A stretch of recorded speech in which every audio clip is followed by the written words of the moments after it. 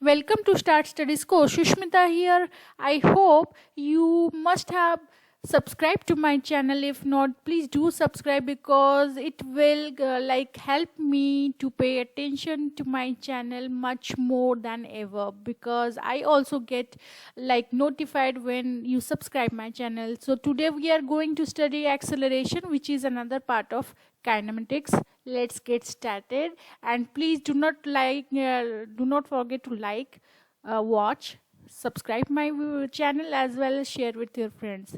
So let's get started. Now when I am going to say that we are going to study acceleration, what does that exactly mean? It exactly means that there is a variation of velocity which is unequal in equal time duration.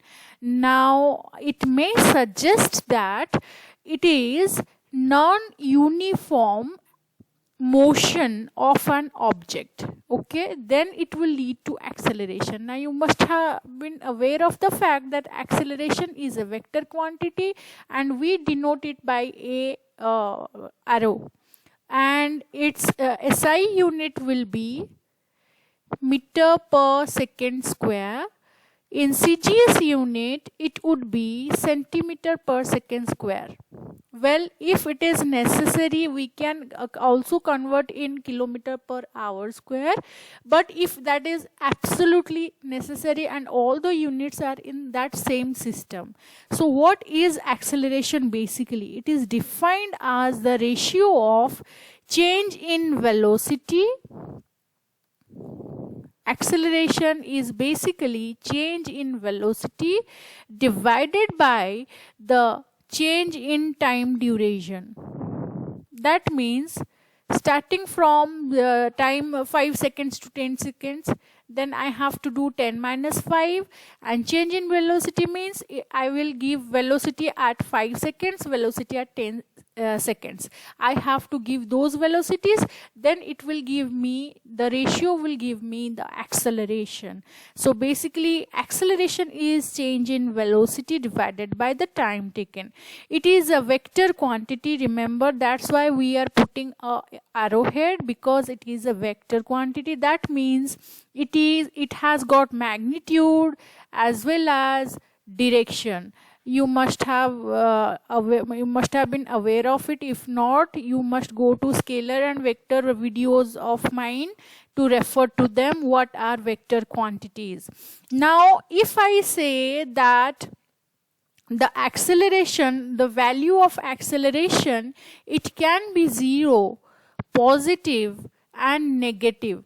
I will give the examples in the following manner, but before that we must understand what will be the acceleration dimension of acceleration. Now dimension of acceleration would be like, as it is a equals to v by t, I can also write it as, in place of v I can write s by t into 1 by t, isn't it? So it would be s by t square. The point of making in terms of distance and time, because distance and time both are in they are fundamental quantities. That's why I can bring the dimension into the picture.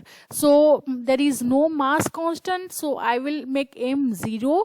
L will be 1 because S is simply 1 here, the power is 1, and T is 2 and it is minus 2. That's why, because it is in the denominator. So dimension of acceleration is m0 L1 T minus 2. You must know how to bring the dimension into picture from the units as well. As I have already mentioned that unit in SI system is meter per second square, I can easily write the dimension of acceleration as m0 L1 T minus 2. Now as always, we have to take care or understand what is uniform acceleration. So that will also lead to non-uniform acceleration as well. So if it is non-uniform, we will then go to variable acceleration as well as average acceleration and instantaneous acceleration. So basically the number 2, variable, 3, average, 4, instantaneous acceleration are part of non-uniform acceleration. Before moving on to that part, we should discuss what is uniform acceleration.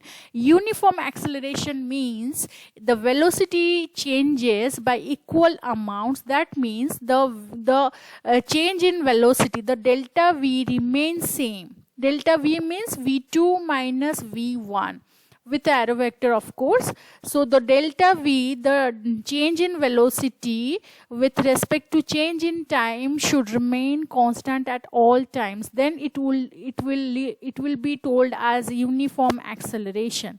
So what would be non-uniform then? Now non-uniform suggesting us the either of it.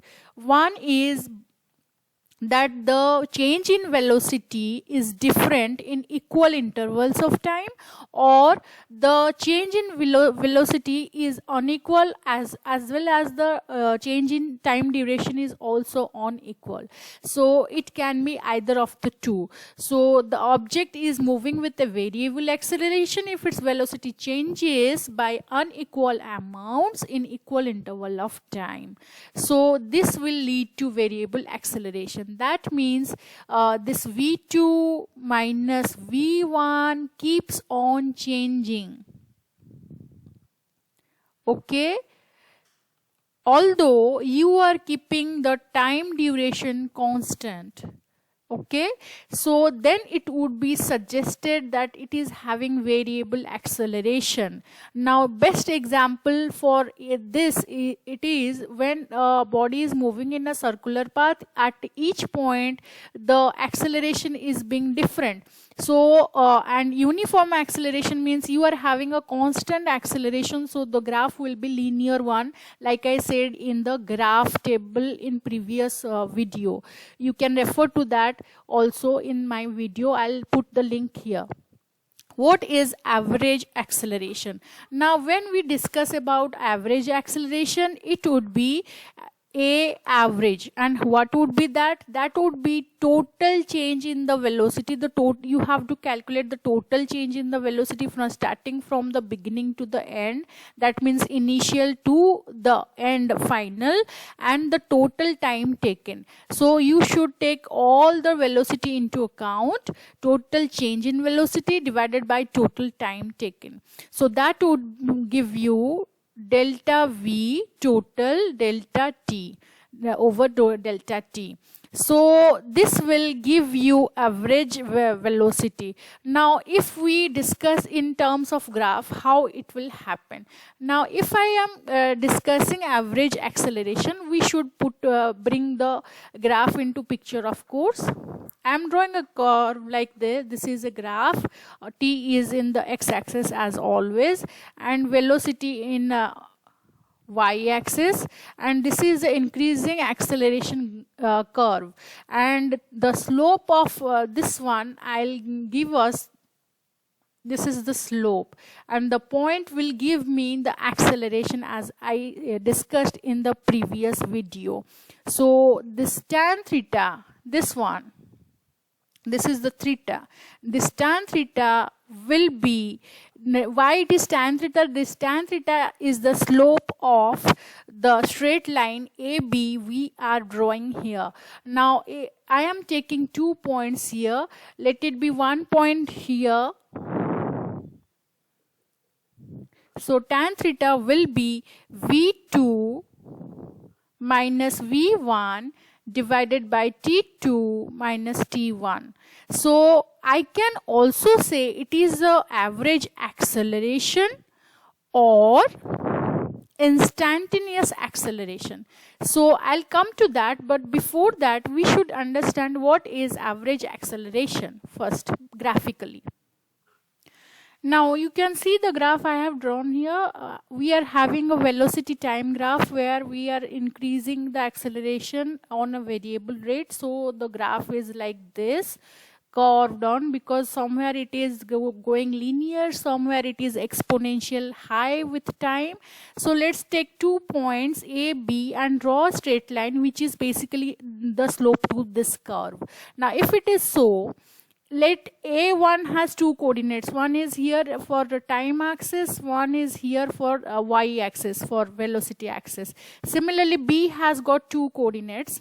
Let it be here, let it be V2 and T2, and so B has coordinates V2 and T2, and A has got coordinates V1 and T1. You can number them as you like. So if you put it in a proper graph, then you are able to scale it and you can see the value of it as well. Now as we are discussing variable acceleration, need to find out the total change in velocity and the total time taken. We can say AB is basically the slope.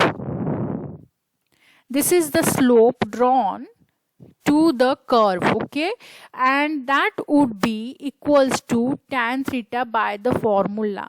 And if it is so, that would be basically I need to draw a straight line parallel from V1 parallel to T axis, similarly V2 parallel to T axis. So it would join at C and B, correct? So ABC will be a right angle triangle where this is the theta angle and this is the 90 degree. So this becomes the base, this BC becomes the perpendicular, AC becomes the base, and AB is basically the hypotenuse. So we need to find out the hypotenuse. What is AB? Now if AB is the hypotenuse and tan theta equals to be basically BC by AC, P by B, and if it is that, so we know what is BC. BC is basically the difference between V2 and V1. V2 minus V1. What is AC? It is the difference between two time the duration time difference, T2 minus T1. So we will be writing like that only. So AB is the hypotenuse because we are taking the curve as a straight line as we have drawn the slope to it, and ABC is a right angle triangle where BC is the perpendicular, AC is the base, AB is the hypotenuse we need to find, which is the slope to the curve, and that will give us the instantaneous acceleration or the average acceleration at these 2 points, and they should be very close. I just enhanced it and it should not be scaled, and we will find out that would be delta V by delta T, which is basically the average acceleration. Now instantaneous acceleration is basically the same as average acceleration but with a little difference. What is it? We are calculating it at that particular instant. If that is so, we have to put a limit to it. To whom? To delta T tends to 0. So when the time is very near, very fraction of a second, so that we cannot calculate the time difference, that means we are putting a limit delta T tends to 0 but not equals to 0, then it would be like dV by dt. It is a very, very small minute change in time, and with respect to time, what is the change in velocity? That will give us the acceleration which is instantaneous. It is very important to understand between the difference between this A instantaneous and A average. They are basically both are same, but we are putting a limit delta T tends to 0 so that it will be the first differentiation with respect to time of velocity. Now we can put it in this way also. If I write d by dt, in place of v I will write dx by dt, which is the displacement of the body.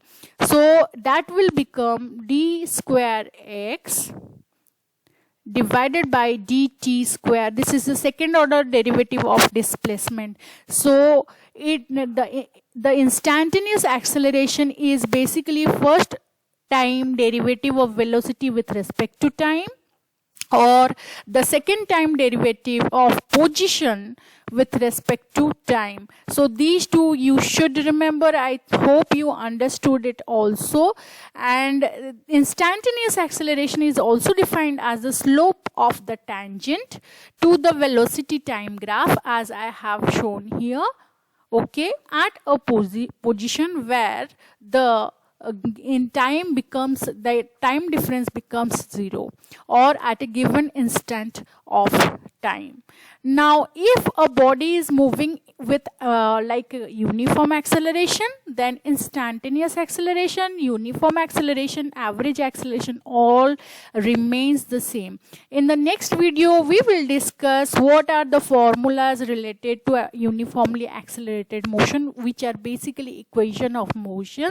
I hope you understood everything in this video. If you want any more from me, please subscribe to my channel so that you will get, also put the bell icon on, and you will be notified whenever a new video comes. I hope you liked my video. Do share with your friends. Please like and take care. Have a good day.